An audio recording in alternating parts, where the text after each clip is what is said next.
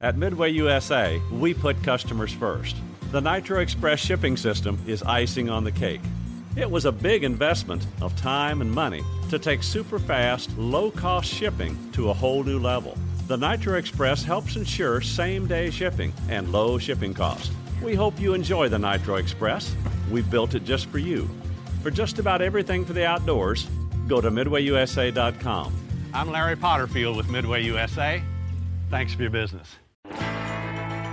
Looking for an epic charter fishing experience that goes beyond the boat? Want to add in world-class food, festivals, or even football? Come explore everything Louisiana has to offer with a charter fishing trip led by one of Louisiana's top captains. From inshore redfish and speckled trout to offshore tuna and red snapper, from saltwater swordfish to freshwater sac-a-lait. With fishing destinations less than 45 minutes from the airport, Louisiana has something spectacular to offer every fisherman. Go catching with Louisiana's best captains today by planning your next adventure at louisianacharterfishing.com. That's louisianacharterfishing.com. There's a moment after the animal is down when the field goes quiet and the real question shows up. Not, did you get it, but what are you going to do with it? Because hunting doesn't always end in the woods. It often ends in the kitchen. And the way you cook wild food carries the weight of where you come from. For some, that means cast iron and campfire smoke. For others, it means bold spices, slow braises, family recipes, and food traditions handed down across oceans and generations. Hunting isn't owned by one culture. Wild food doesn't belong to one tradition. Today I'm talking with first-generation Indian Americans, Nikhil and Shiven, who live in California. They use their platform, Two Brown Guys Hunt, to discuss hunting, fishing, and cooking. Today we're talking about how heritage, food, and the hunt collide and why honoring an animal starts with how you feed people. Grab a seat, lean in, and listen up.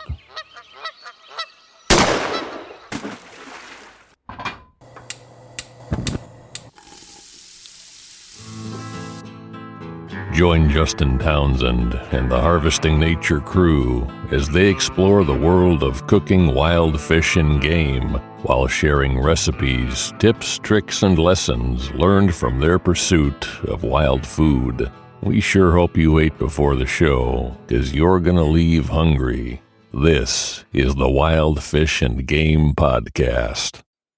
Would you guys mind sort of diving into your background, how you got into hunting and cooking and sort of like the whole deal? Yeah, so me and Shiven started Two Brown Guys Hunt about 5 years ago. Two Brown Guys Hunt's like all about hunting, fishing, and cooking, really being mindful of what we harvest. Obviously, we're Indian origin, so a lot of our stuff is incorporating our South Asian culture, our South Asian flavors into wild game and wild caught fish, and really kind of bringing that flavors to wild game and to the respect we give to like the animals we harvest. So that's kind of what Two Brown Guys Hunt's all about, is sharing that journey with me and Shiven. So a little background kind of on my end. I am an adult onset hunter and fisherman. I got into hunting when I went out to college in a small town in Ohio. I grew up in Southern California and San Diego my whole life. Went out to small school in Ohio, had some friends that were into hunting and fishing there, and kind of slowly got in there doing, hunting whitetail does in a tree stand, fishing for bass and bluegill and crappie in lakes. And then once I was done with Ohio, I had an opportunity to move back to California. We'll get into Two Brown Guys, an origin story, but that's when Shiven and I met on like a random turkey hunt we both booked on a property, and we kind of just delved down from there and doing a bunch of fishing trips together, from rockfish, lingcod, crabbing, tuna, hunting wild boar, hunting deer. We can get into this later. We went to Africa this year, so we really just both adult onset hunters and kind of started our journey that way. That's awesome. Very cool journey. So more of the origin story. Let's hear it. Definitely. So, hey, everybody. My name's Shiven Singh. I am the other half of Two Brown Guys Hunt. So my background, I'm first generation born here in the United States, here in California. My background is South Asian, Indian. Growing up in the Sacramento area, I've always been around fishing. For pretty much since I was a kid. I had some family members that were into fishing. So I was taken out fishing as a kid here locally in Sacramento on some of our rivers. We have a lot of lakes here. So fishing is something I've always kind of been around since I was a kid. The hunting is definitely something I didn't start doing till I was an adult, like kind of in probably my late 20s. But by day, I'm in the tech industry. So I sit in front of a computer most of the day, right? Sitting, a lot of screen time. And, being out in nature for me is a huge escape from that. I spend a lot of time working, and to kind of be freed up from that, fishing and hunting is pretty much my escape. I would say, when it comes to my background, my immediate family, or my parents, were actually born and raised in the Fiji Islands. And so growing up, we actually harvested a lot of our own food. I can remember going to farmers markets with my dad and actually buying fresh chickens and ducks. And we would come home and actually kill them and harvest them ourselves. They would cook with fresh game meat. Even though we didn't hunt it, it was still very fresh. And so something that I kind of grew up doing was being around fresh food, even vegetables. It's always something that we always had a vegetable garden in the backyard, or we went to farmers markets on the weekend and bought fresh fruits and vegetables, opposed to, say, going to the grocery store. So harvesting or my own food, being able to provide for like my family, being able to share with family, friends, anything that I hunt or fish, super important to me. To me, that's organic at the very basic level, right? No antibiotics, no just 100% organic, natural, right? Free roaming on the earth sort of thing. So in late 2019, I actually had this thought about getting a turkey myself for Thanksgiving. Not really knowing much about, a wild turkey, right? Versus a butterball, if you will. Yeah. I was looking at going to get a Rio Grande turkey here in California. Did a lot of research on some different guides. Never had experience hunting a turkey. Didn't know much about it. Found an outfitter on the central coast of California. Called him up, had a really good conversation with him. We talked about, he kind of spent some time with me on the phone. He probably spent a good 30 minutes with me, briefed me on, the shotgun, what kind of choke I should have, what kind of shell I should bring. He just did a really good job of kind of giving me a brief about what to expect, since it was my first turkey hunt. He said, hey, I got a single hunter coming in this week of November. Would you like to join and be part of, that group? Because I only take 2 at a time. So I booked the hunt. And when I showed up, Nikhil was the other hunter. And so being South Asian and knowing that there's not many South Asians that are into hunting or fishing, you could imagine how shocked I was when I showed up and met Nikhil. I want to add real quick. I had the same thought, and the last thing I expected wasn't so. Shiven and I are both like of Punjabi origin, like going back to India. So the last thing I expected was like another like Punjabi brown dude to like be the other hunter on this turkey trip. Sorry, Shiven.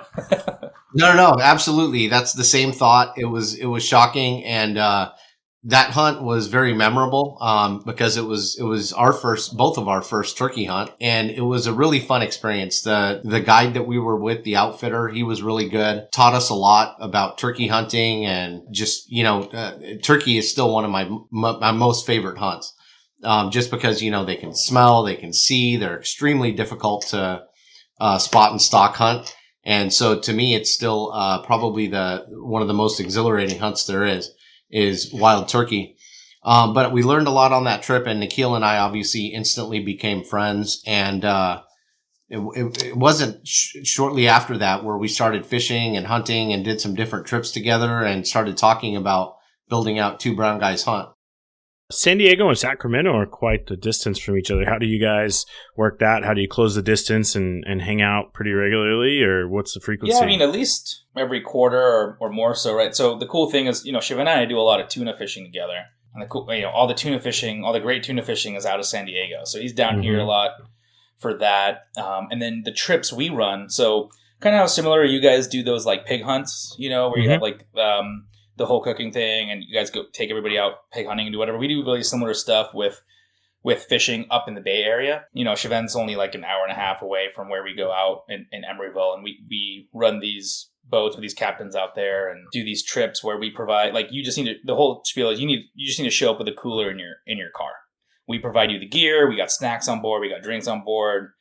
You come up, we kind of educate you on the bottom fishing, like a lot of rockfish, lingcod. This past weekend we were doing our crab and and rockfish combo. So we meet up a lot during those trips, at least at least 7 to 8 times a year for sure. There's probably equal amount of Nikhil coming up here or me going down there. And we figure out stuff, right? Like we generally don't fish or hunt without each other. If one of us is booking something, we'll generally call up the other one and be like, hey, thinking about doing this. Are you going to be able to do it? But I want to go back just a moment to something Nikhil said, right? The fishing trips that we host, we kind of make it so all people have to do is really show up. That goes kind of back to why we started Two Brown Guys Hunt. As shocked as Nikhil and I were, right, when we first met, that that the other person on the trip was Indian. After extensive conversation about this, we realized that there's actually a lot of people of South Asian descent, right, that would love to get into hunting or fishing, but they're not comfortable booking it because they don't know much about it. There's not a lot of hunting outfitters or fishing guides out there that say, hey, we cater to beginners, right? Actually, I think is annoying to some of the more experienced outfitters or fishing guides, if you will, right? They generally don't like having newbies. We kind of thought to ourselves, well, we should create something where we make it really comfortable for people, right? To come join us and learn all about, fishing, hunting. We're still learning, right? As we go. But it's really fun to meet people and bring them on that journey with us. And that's part of why we created Two Brown Guys Hunt, is we know a lot of brown guys, obviously, right, within our families and our communities. And once again, right, there's just a lot of people and opportunity there that they want to get out and do these things and fish and hunt, but they're not necessarily comfortable booking with just anybody having no knowledge of hunting or fishing. And I'll add, it's not even just, people of South Asian descent or whatever. We've had lots of women come on our trips as well and be like, wow, this was so approachable. And they've been like, I would have just never booked an open party charter on my own. But, they found us through Google or whatever. And they messaged me or Shiven on Instagram or texted me and them and were like, hey, think about coming. And so it's, we try to make just an open environment to everybody for a lot of beginners and first timers who are trying to get into, hunting and fishing and make it a truly kind of inclusive environment.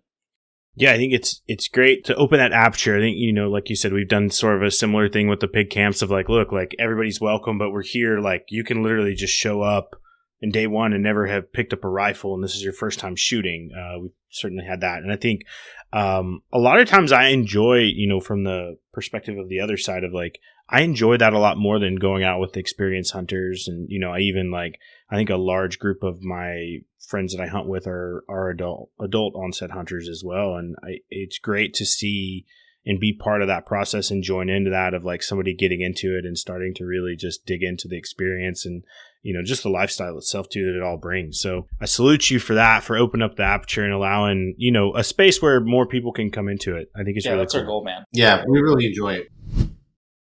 I do have a question though. So as you sort of launched it and you've been moving through it and you've been doing it for a little while now, do you feel like there was space for your voice in hunting culture when you started? Or do you feel like you had to kind of forge it and get in there and create it? I like that question a lot. It's interesting. Obviously hunting and fishing, is especially in America, is not it's not as ethnically dominated or whatever. But I think the response to a lot of the stuff we put on, including the recipe videos we put out on YouTube and Instagram and the cooking classes we've done after our fishing trips and stuff, the response has been overwhelming. It's been really awesome for me to see where we'll post a recipe video for a rockfish curry or kachori, which is a North Indian dish where we made it with stuffed deer, and I'll get messages on the Instagram and be like, hey, I'm going to make this weekend. I want some pointers. It'll be like one time I got a message from a guy in Arkansas that got a deer this season. And he was like, hey, I saw this ground meat recipe you did and you stuffed it in this dough and you fried it. I just want some pointers. And so we get this overall, it's really cool to get that response and share this Indian, South Asian flavors and culture into this hunting and fishing world. So the response, I think, from our end has been pretty cool. We have a cool niche of teaching people about hunting and fishing, but also with kind of our heritage lens. And it's been pretty fun. Do you think sort of opening up that a bit has sort of helped you, giving you the opportunity to explain flavor and context? And because, I'll say this, a lot of people get scared by flavor, and people with wild game, obviously in the US and Canada too, North America, everybody, they're a lot are very set in their traditions of like, I want to make this, or I make a chicken fried steak, or I make a deer nuggets. Mushroom. Yeah, exactly. Oh gosh, cream of whatever. But you feel like it's given you more of an opportunity to sort of talk with people and discuss that and get people more comfortable talking about more bold flavors? Yeah, man, 100%. Like, I'll even just go back to this weekend. So we ran our trips back to back. We ran the crab and rockfish combos. We got back to dock. We set up the table, started cooking. I was doing a little masala fish fry. I did this Goa is a state in Southwest India, and did this coastal Goan masala crab where you like pick all the crab meat, you toss it with like all the spices and tomato and onion, stuff it back in the shell.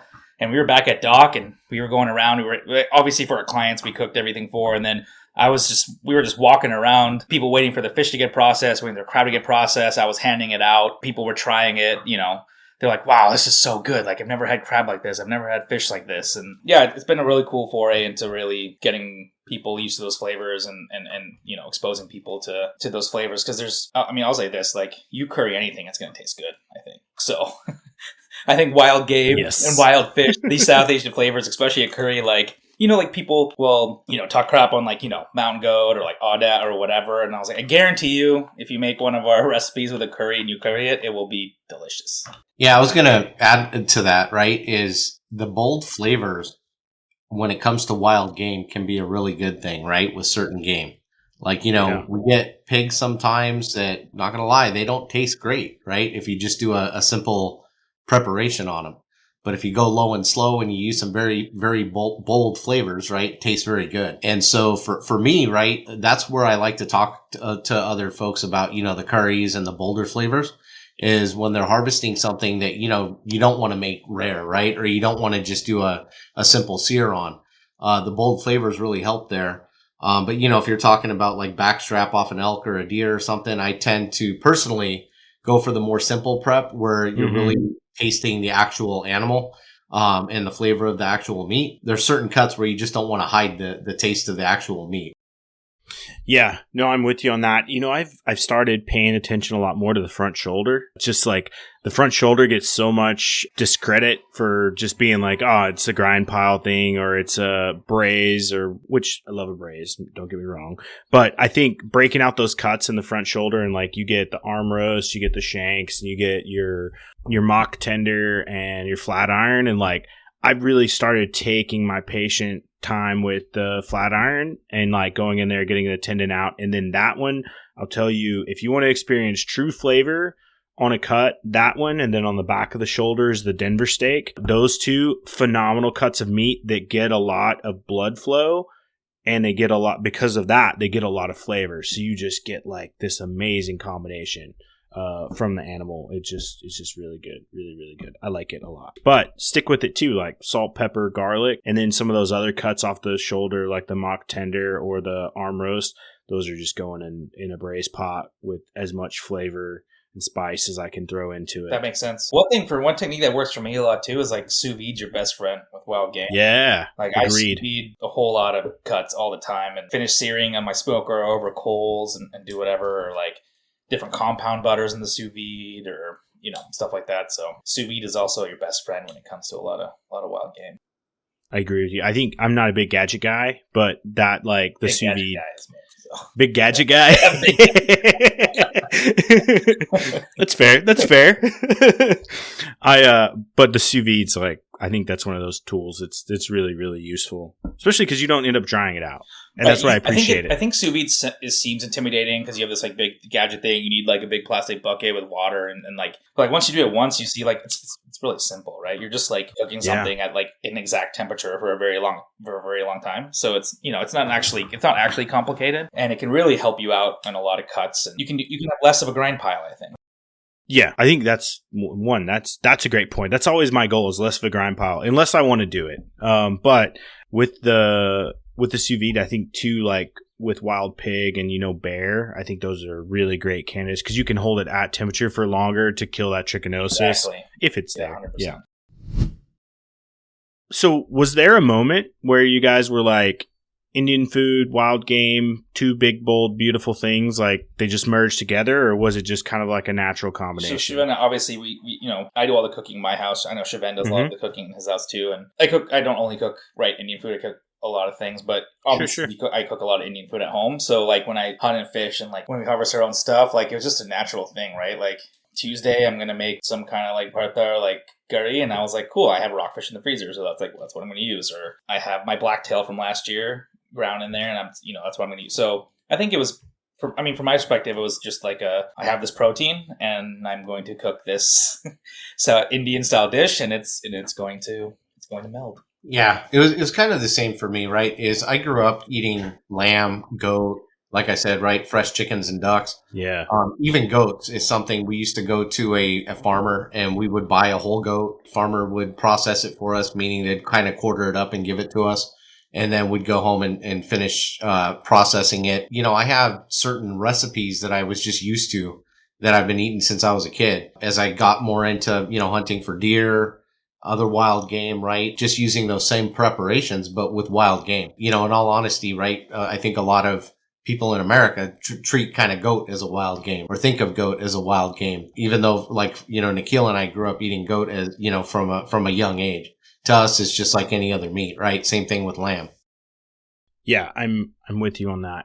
It's funny because, in comparison, goat carries such a different flavor. And I think the alignment, it falls more on the wild game side than it does on what you would consider like domestic, sort of mediocre flavored.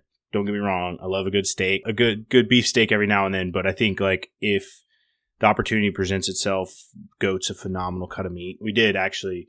I went out when I graduated college, a couple of friends, I spent the whole time in New Orleans, hanging out with two brothers, and they're like, all right, we're going to get the cajachina. We're going to do a roast. Like, what do you want to do? You want to do pig? You want to do lamb? You want to do goat? Whatever. We'll go out to this guy's farm and you pick what you want. We're going to buy it. We'll take it back to the house. And I got out there and I was like, I want to do the goat. And they're like, wait, what? And I was like, yeah, like it tastes phenomenal. It's got great flavor. And the guy like walked out the field, grabbed the goat, let it back. We stood and watched him butcher it in the shed, and we loaded it up in the cooler and took it back and roasted this whole goat in the cajachina. I thought about it in the moment. I was like, I don't know that I've eaten lamb growing up, but I don't know before that if I'd ever eaten goat. But I was like, I'm all in because it just sounds great. I've heard nothing but great things, but it's not a food you just like.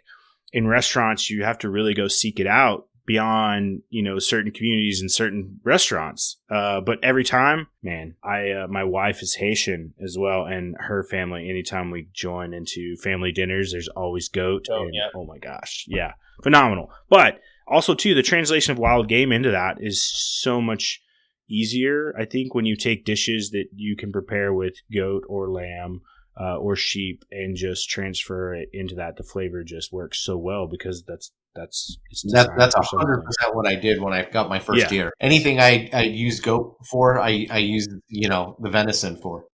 It's I went just recently over to on Lanai and shot a mouflon sheep.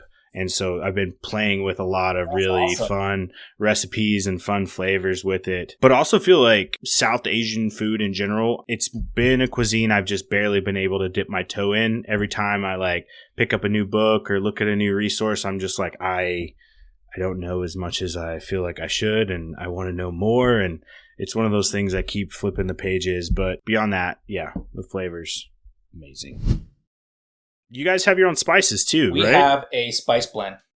A spice blend. I thought you had two. Just one spice blend. It's called Two Brown Guys Hunt Masala. Shiven has a great story behind this masala, so I'm going to let him take lead and tell you guys about kind of the origin of this masala and like where it came from. But I will plug and say like it will elevate a lot of your food, especially with fish and game if you use it. But I'll let Shiven kind of give his story on this masala, and it kind of originates from his family and him. Yeah, so the masala blend is something that has been in my family for a long time. My mom grew up making masala with her mom, and this is a recipe that she actually grew up making, and I grew up making with my mom. We never used store-bought masala. We always would go buy the spices ourselves, kind of, the dried spices, if you will. Can't even remember how many are in there. I want to say right around 10 or 12, but we'd buy all the dried spices. We would toast them at home. I still have it. I don't even know what you call it, Nikhil, but it's that old hand grinder where you grind all the spices, by hand. And we'd make 5 pounds of masala at a time. So this is something that it's like a couple of week affair back in the day, right? Yeah. When I was a kid. My mom would toast everything either in the oven or on the stovetop. And then we'd slowly, grind a batch and then start the next batch of toasting, grinding. You got to get it to a really fine consistency. So sometimes the grind takes, several times to get it to where you need it to go through a sifter. But I introduced this masala when I met Nikhil. I gave him and his family some, and they loved it as well. They loved when it comes to garam masala or any type of masala, there's so many different variations of it. And I've never had anybody not like this particular masala. So I gave some to Nikhil, his family, they loved it. So we agreed that we'd build the spice blend based on that. We definitely made a little bit of a tweak or two based on what we could have produced for us, right? And so we did a couple of tweaks, but it's still very close to if I was to make it. Nikhil goes to India quite often. And the last time he went, he actually brought back all the spices. And I actually made a batch of about 10 pounds for our families with what he brought back from India. And the taste of what we have produced, versus what I made, it's very close. So we're real, proud of the spice blend. I will say Nikhil is definitely, I like to say he's a better cook than I am. He's more creative, especially with the wild game. He knows a lot more dishes from different parts of India, and he's got some creative, thinking, right? When it comes to cooking, I'll be amazed at some of the stuff he'll pull together sometimes, and it all tastes really good. But he does some unique things with our spice blend, and it's all stuff I really enjoy. So yeah, whatever you want to add to that, Nikhil. I will say when he gave some to my family, I actually took some of the masala we made and I took it to India and gave it to some aunts and uncles and my grandparents there, and they all use it. My mom's back in the States now, but she uses it in all her cooking. She actually texted me the other day and was like, "Hey, I'm almost out. I need you to vacuum seal me a bag of the masala you have." My mom uses it every day, and so on this last trip we sold a few bottles when we were having people try and stuff like that, and it's been a cool response to that spice blend. We've launched it on our website on twobrownguyshunt.com, so if anyone wants to buy it, they can buy it on there. But we also sell it on our trips and things like that, and it's been a cool response. And people again reach out on Instagram and be like, "Hey, I got your masala. What can I do with it?" Or they'll be like, "Hey, I got your masala. I'm kind of out on a deer, but I went to the store and I got beef shank, or I got short ribs." And I was like, "Oh, cool. This is what you do. Get your Instant Pot out, make it or whatever." And so it's been a cool response to the masala, and it's been really fun, sharing that flavor and something that's obviously so close to our hearts, especially close to Shiven's heart and his family, and share that with the hunting and fishing world. And one thing I think that Nikhil and I probably need to do a little bit better job on is sharing different ways to use the spice blend. We both do a good job of using it as a dry rub on different cuts of meat or, seafood as well. The crab dish that Nikhil did was really good, but it comes out really good as a sauce base. Take, onion, ginger, garlic, saute that all down in a little bit of oil, add the masala, a little bit of salt, kind of saute that all down together. You got a really good curry base right there that's very universal. You could do all sorts of things with that. So it's kind of universal, right? You can make a sauce base. You can use it as a dry rub. I always like to remind people it doesn't have salt in it. So it's important that when you use the spice rub, or if you use it as a spice rub, to make sure it includes salt, because it's not like Montreal steak seasoning or something where you got salt in there. Too much salt most of the time. I've done a whole brisket with it as well. I took I got this huge brisket. I used 3/4 of a whole bottle of our spice blend on the brisket, and it turned out awesome. So man, that sounds really, really great. If you had to identify I know you said there's 10 or 12 spices in there, but what are the predominant Like spices. coriander, cumin, cinnamon for sure. Yeah, cardamom, black pepper. Can't give you all the spices because then Yeah, no. Secret recipe. But- Don't divulge. Shiven said the base is like coriander and cumin and lots of cinnamon, cardamom, black pepper. Yeah. Phenomenal. All those are great. You talk about like wild fishing game seasonings too, and even for domestic meats, like there's not a lot out there that sort of like hit that mark. I'll give you like a best thing you can do with this, like the easiest thing you can do. Like if you catch whatever, you're going to go rock fishing or whatever, you have like nice, easy fillets, like a quick meal you can do. Like my go-to is like you'll take the fillets, you can cube them up however you want to cook them, salt them, a little bit of MSG because MSG is amazing on everything, and then just coat them with the masala, and then just shallow fry on a pan till they're cooked through. And it's just like the easiest way to cook fish, and it's like it's like so flavorful, and you'll just get a great meal out of that. And it's just a great way to taste your fish, but then also like enjoy, the spice blend. Yeah, I think especially too, you like it like fish, but maybe not breaded. That's Perfect. Like, yeah. You'll get like caramelization, a nice little char on the fish when you pan sear it, and it's like it's healthy. You don't need to fry. You don't need to worry about like tons of oil for frying. You don't need to bread it. Like it's a very good way to enjoy the spice, like and your fish. I want to dig a little bit deeper on sort of like some of your guys' experience sort of with hunting and just in general. I know you both recently returned from your trip from Africa.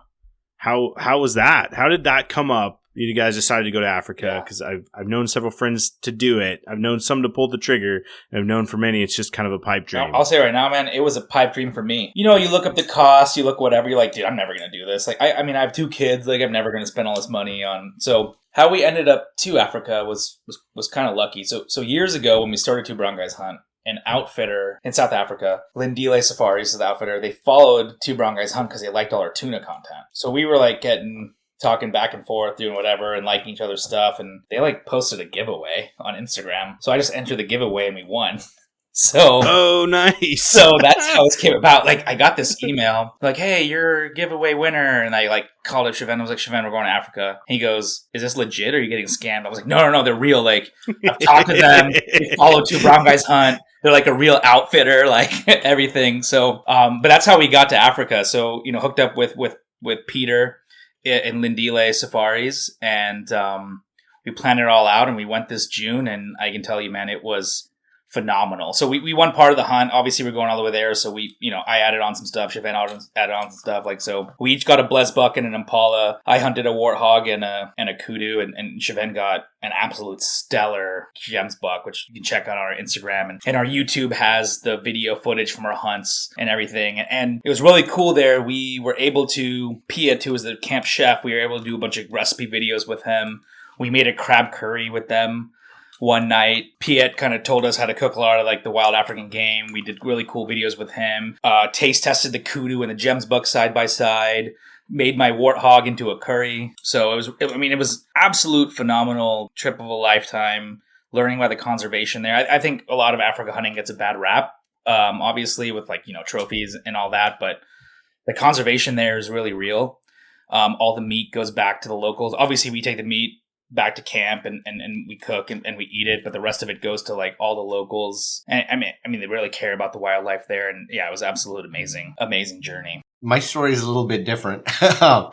When Nikhil first called me and told me about that trip, I was definitely a little bit skeptical. I will admit I wasn't super excited about it at first, right? And the reason being is the fishing and hunting, to me, it's a skill that I enjoy doing close to home.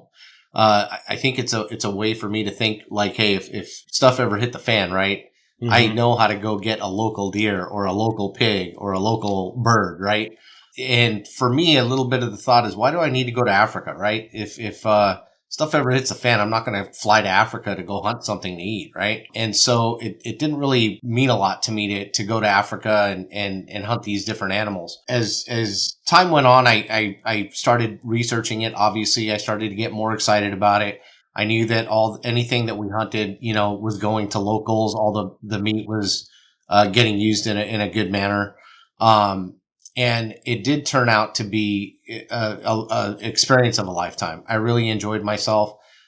We got to try everything that we harvested. We got to meet some of the local people there, the people that help guide and things like that. So it was a really great experience. My favorite thing that I ate over there was Nyala. To me, Nyala, just the flavor was, I want to say, a little bit close to lamb. It's a little bit of probably a fattier wild game.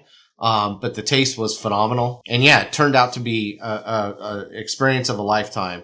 But at first, it wasn't a huge deal to me to go to Africa and hunt these animals that we don't have close to home.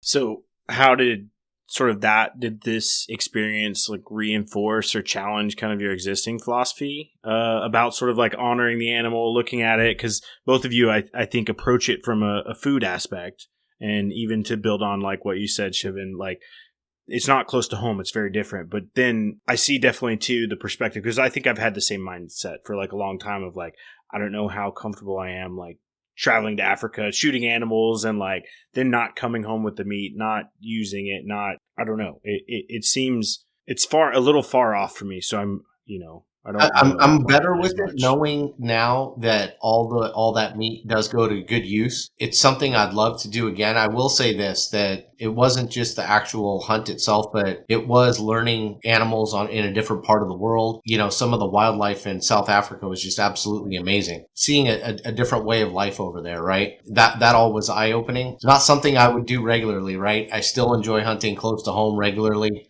These are all animals, right, that are close to home.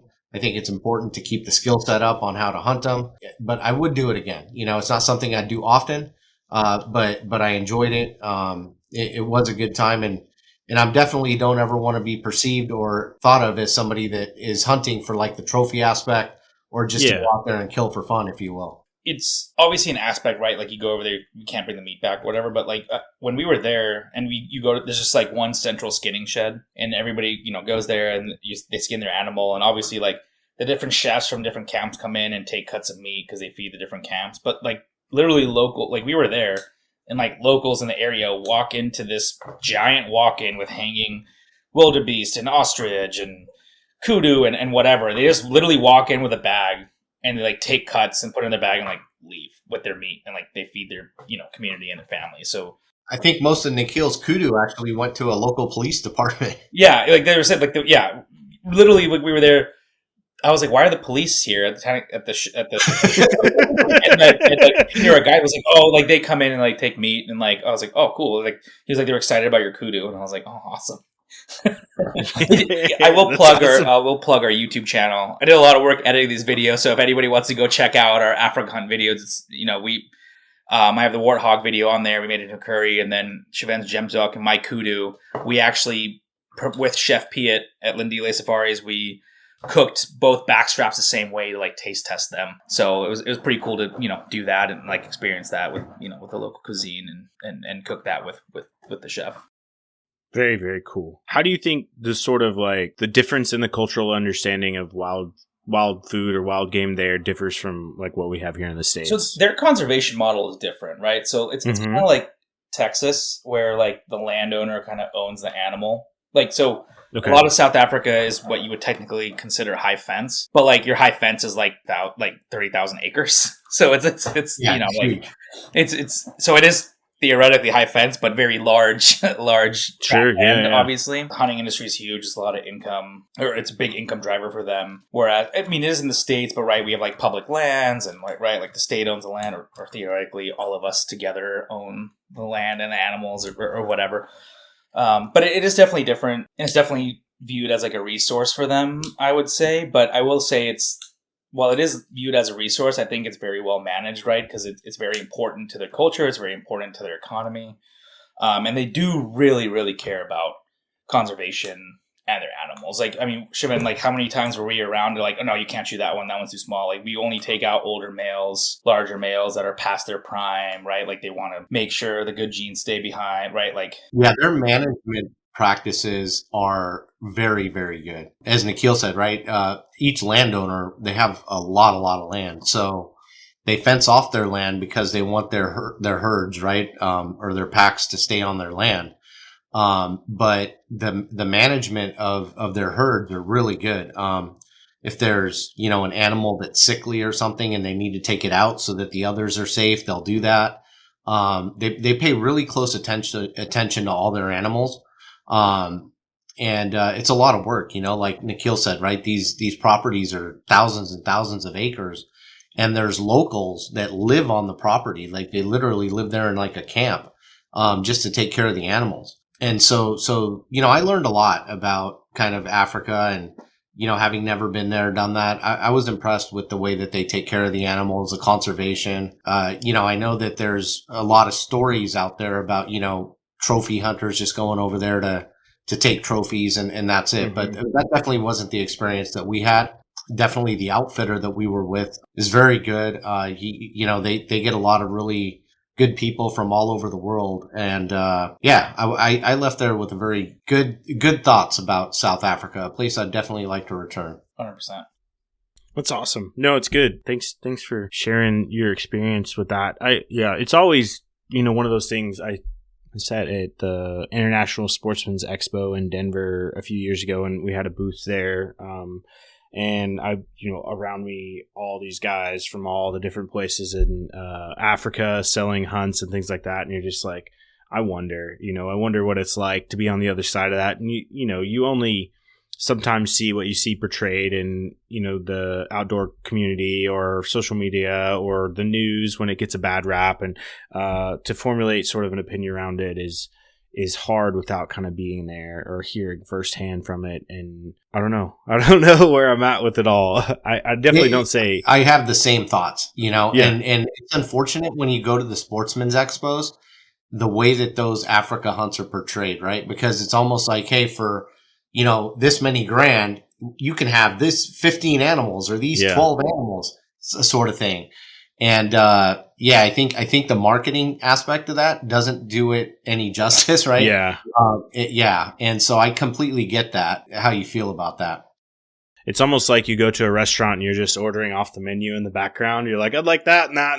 And it's just like, dang. Okay, here we go. Like I said, it does have like a perception problem, I think. Sure, but yeah. I think when you actually go, you will see the level of conservation that happened and like the level they actually like care about these animals and what they're trying to do. But it does. Oh no, yeah, I do agree, especially at the expos. Like it does really. It has a little bit of a perception problem, like image problem for sure. Sometimes, yeah. And realistically, one thing I learned is the number. There's a lot of them that say, "Oh yeah, 7-day hunt. Here's your 8-10 animals that you get for that hunt." It's still hunting, right? On very large pieces of land. The chances that you're going to get you're going to check all those boxes are probably not going to happen.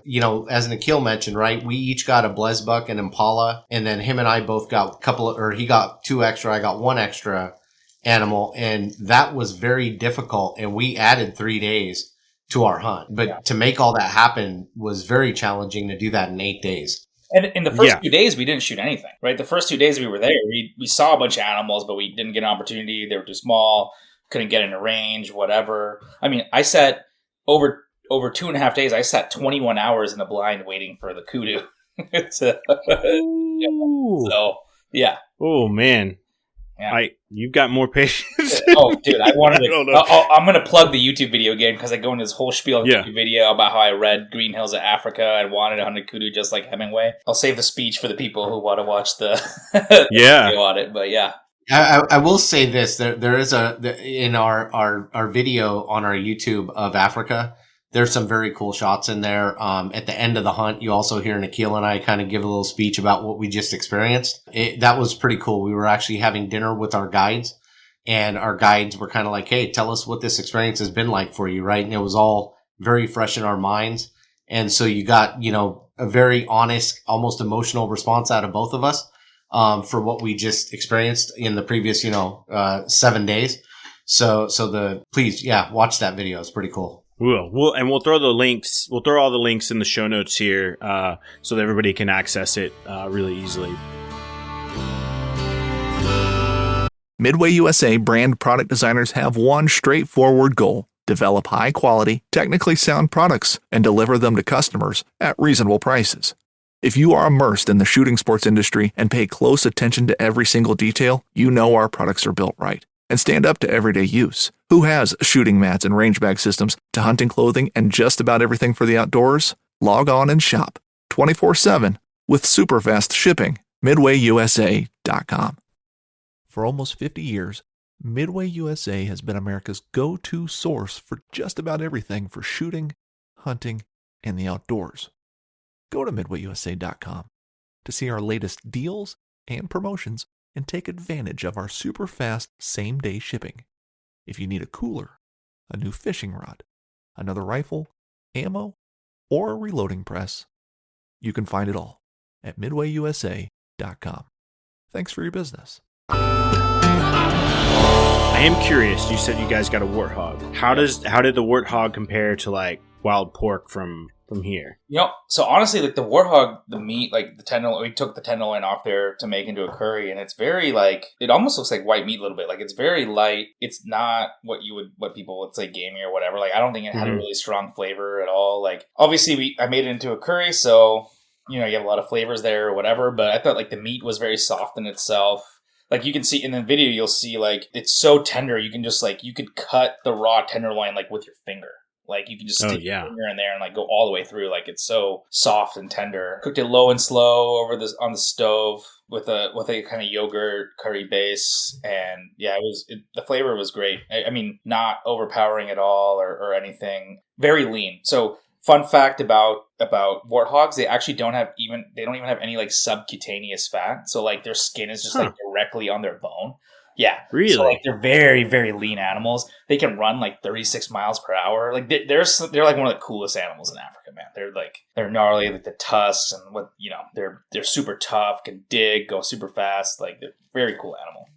You just picture just from that image alone of just like this very tough, like hard, bristly meat that is just, you're not going to be able to do anything with. No, man, like it's direct opposite. It was very tender, very soft.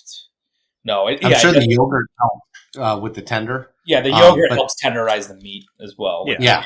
The yogurt definitely probably changed the texture a little bit, but to me it was closer to chicken than it was like pig. That's fair. Yeah, like Nikhil, or I shouldn't say chicken, but more like farm raised pork, if you will. Yeah, versus a wild pig. Huh, that's interesting. Okay. On the flip side of that, we got to eat bush pig, which is their version of like a wild boar. Like if you imagine a wild boar on our end, that's kind of what their thing is. Yeah. Side note, sorry for the tangent, but it's actually very hard to hunt there because you have to like bait for like 4 or 5 days to even get them to come in. It's like very rare to even get them to come through. And we actually were lucky enough to have that for like lunch one day. And that was also super soft and tender. And it could have been the way Chef Piet like also prepared it, but it didn't really remind me of like our wild boars here. Sure. That being said, the venison there, right? The wildebeest, the kudu, the gemsbuck, they taste better than our venison. I don't know what it is, but they just taste better than our venison here. Yeah, I wonder what it is. Just, I mean, different environment when it comes down to it. Yeah, environment. Yeah. I think about too, because like I've had some of those animals down in Texas, like in different places, but still, like it's not true because a lot of them are feeder fed and things like that. So it's like you're not getting the true experience. So I mean, I could see that, but holy smokes, yeah, there's definitely sounds really fun from a food aspect too, and just being able to interact with the culture and learn, firsthand knowledge you're not really going to pick up anywhere else is got to be really fun. It's amazing to see how they work and like their trackers and their skinners, like the skill they have in skinning the animals and tracking. So I'll plug the video again, but you'll see like my bullet on the kudu actually hits a branch and ricochets into a gut shot, which is highly unfortunate, which I hate, and every hunter hates that when that happens. We found the kudu the next morning, and it died overnight or whatever. But you'll see the way like Andreas, our tracker, tracked it. It was amazing. The next morning, they brought these dogs out, and like the tracker was like, Andreas was like, "Dude, these dogs are useless." Like, no. We like started following these dogs. They led us nowhere. Andreas doubles back, and he's like, "There's a track here." He like takes 2 steps. There's some blood here. There's another track. And we go like another few feet, and he goes, "I found your kudu." It was amazing. When he said there was a track here, I didn't see shit. I didn't see anything. I was like, "What are you talking about?" Like, I saw the blood, obviously. There was blood on a branch, but I saw no tracks. Like, we would have never found that next blood spot without that track that he saw. And he pointed it to me, and I was like, "I don't see a track here," but I believe. Yeah, it put us in a totally different direction than the dogs did. Yeah. And it's not just like that for finding the kudu, but for finding an animal, period, right? That's how good these trackers are, right? Like they see very subtle brush that's been, that's been trampled through or something that, if you're not familiar with the territory and the environment, you wouldn't notice it, But the trackers are really impressive on tracking a wounded animal or just tracking animals in general. That's awesome. That's wild. What a great experience. Yeah, it sounds awesome. I can't wait to go check out the videos for sure. Yeah, one thing I do want to say, you brought up earlier about, the reception in the hunting and fishing community. Nikhil and I have been having a blast on this journey, if you will, the Two Brown Guys Hunt journey. Him and I still do some open load trips, where, I'll book a tuna trip if I have some time and go out on an open load or go with a new group of guys, and gals. And a lot of times off of all those trips, we make connections that we continue to fish with them, or they'll come on our trips. Our circle keeps getting bigger. When we first started doing our fishing trips up north here, our crab combo trip, it's become so popular that this past year we did 2 trips. Next year, we're thinking about possibly doing 3. And so, it's been a really cool journey. We're getting, our circle of friends, is getting bigger. And so it's a lot of fun and it's a really good community. That's awesome. Absolutely. And all at this time, we didn't even advertise these trips this time because we had everybody book up with repeat clients. And then I had people reach out later and like, hey, are you doing that? I was like, dude, we're full. We've been full for like months kind of thing. Wow. So it's been a really cool response to them. And all Shiven and I need is like more time. I need like 4 nannies maybe. No, it's great. I'm glad to hear that too, from both, the business aspect and the community aspect. I think that's one thing I've loved about Harvesting Nature is like just the connections in the community. I mean, it led us to this conversation, right? I get to have, around the world and things like that. So it's pretty phenomenal. And two, like once you just start chatting with people and open up, and it doesn't matter where you're from, it doesn't matter where you grew up, it doesn't matter, what you like to hunt, what you like to fish, like people just start to build the community around the experiences. And then obviously I think food becomes a very central focal point in those conversations always, usually. And that then just opens up other doors for avenues of commonality and interesting, fun future experiences. 100%. I mean, the coolest thing has been is seeing somebody Shiven, we had so many people on our Two Brown Guys Hunt fishing trips that have never even fished before. Like they have never put a line in the water, not even for a bluegill. And this is their first trip coming on deep dropping for rockfish. And like you see these like, kids, whatever, guys, gal, they pick them up. They're like so elated. They're like, oh my God. And then like we come back to shore and like we cook it for them. And they're like, wow, like I just caught this. And like now I'm eating it. And like that connection and that realization when you see that with people is awesome. Like to be like, to just share that. And then they're just like, wow, like I caught this myself. I like cooked it myself. And like, it's a whole, and I know we all 3 of us know this, right? Because we've done this for a while and we know that feeling. But to be a part of someone's journey and experiencing that for the first time is like, I think what like a core tenet of like Two Brown Guys Hunt and like what we wanted. That's awesome. Yeah, I still have that. I still have that feeling every time too. Like, tomorrow I'm having a few family members over for a little pre-holiday dinner. And it's all crab that we just caught, and I'm going to do my last venison backstrap actually. So a little bit of a surf and turf, but yeah, it's cool to be able to serve up something that, we harvested ourselves. I love it. To get to see that like aha moment on people's face. I think that's something I can never get. It never gets old for me. People like, oh, this is it. This is that connection that I've been looking for that they may or may not have known they were missing. And then they suddenly like get it. Just like with the rockfish, you said, like, I just caught this and now I'm eating it. I mean, it's so cool to see that, see that journey for them. Do you guys have any last thoughts you want to share with me, the general audience? Like, what's a great way for people to reach out to you? We talked about your website already, and you guys are on Instagram as well. Anything outside of that, if they've got questions, comments, anything they want to reach out? Yeah, if anybody wants to reach out to us, so it's Two Brown Guys Hunt on all platforms, like so twobrownguyshunt.com, Two Brown Guys Hunt on Instagram, on YouTube. Check out all the content there. If anybody has any questions on our masala or doing any kind of cool South Asian style inspired dish with their wild game, please reach out to us on Instagram. Shiven knows this. Like I'm replying to everybody on there all the time. My wife will tell you she yells at me all the time so that I'm on my phone. So yeah, please reach us out to on there. We're just so stoked to kind of share that journey and the flavors with wild game and fish. So yeah. Yeah, likewise. Nikhil and I are talking about hunting and fishing all day, every day.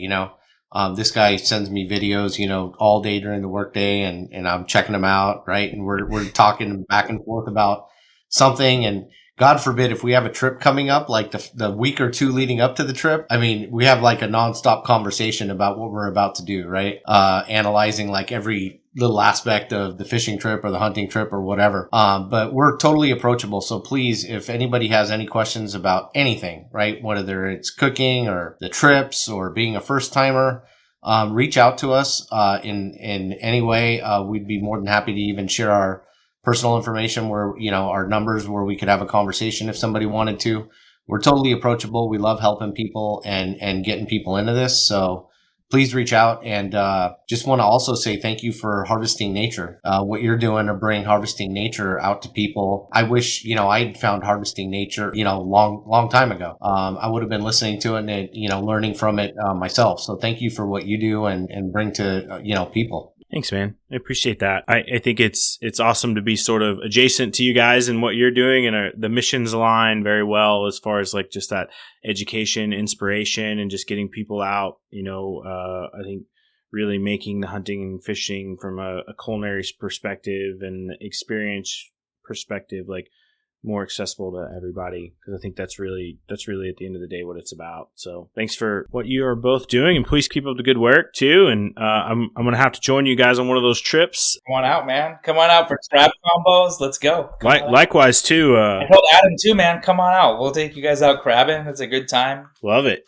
I'll take you up on that. I've got family in California, so it's an easy sell. Hawaii axis deer is on my list. Axis deer in Hawaii is on my list too. I just drew 2 tags for the spring, so I'm going February for 4 days for archery, and then I'll go in April for 3 days for rifle. So over on Lanai. Awesome. So yeah, my fall trip over there for Mouflung sheep was kind of like a good scouting for access to, and made some good connections. But yeah, I'll talk with you guys. We could talk about it for sure. There's lots of good opportunities on Hawaii. Is it true? Is Axis really the best deer that you've had? No. I haven't had Hawaii. Well, I'll tell you, I haven't had Hawaii axis. I've had Texas axis deer, but I haven't had Hawaii. So we'll see. Something that's cool for us is that axis deer is actually from India. Yeah. So last year or 2 years ago when I was in India, we went on this leopard safari. We saw like one leopard, but I was just more enamored because there's no hunting allowed in India unless there's like a local tribe in certain states. So these like reserves have these huge, like these axis deer's racks are insane. That's wild. Because the only thing that eats them is going to be a leopard. Yeah. And there's not a lot of those, obviously, because they're endangered and they're trying to rehab the population. So these axis deer are just phenomenal. It's amazing to see that. So, and then same thing like nilgai in Texas, right? Like Texas now has more nilgai than India does, which is crazy. So for us to I want to axis deer is high on my list. Yeah, cool, man. Well, we'll work on it. Let's do it. All right, guys. Well, thanks again for coming on.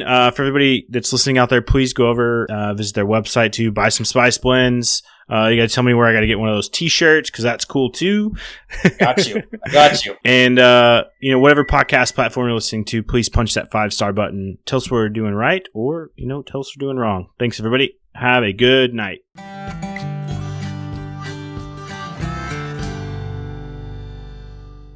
Want to plan your next fishing trip without the hassle? FishingBooker.com is the best way to find and book a fishing charter anywhere in the world. Whether you're chasing trophy fish or just looking for a family day on the water, Fishing Booker makes it simple, fast, and secure. With thousands of experienced guides, verified reviews, and 24/7 customer support, Fishing Booker takes the guesswork out of planning. Visit FishingBooker.com and book your trip today.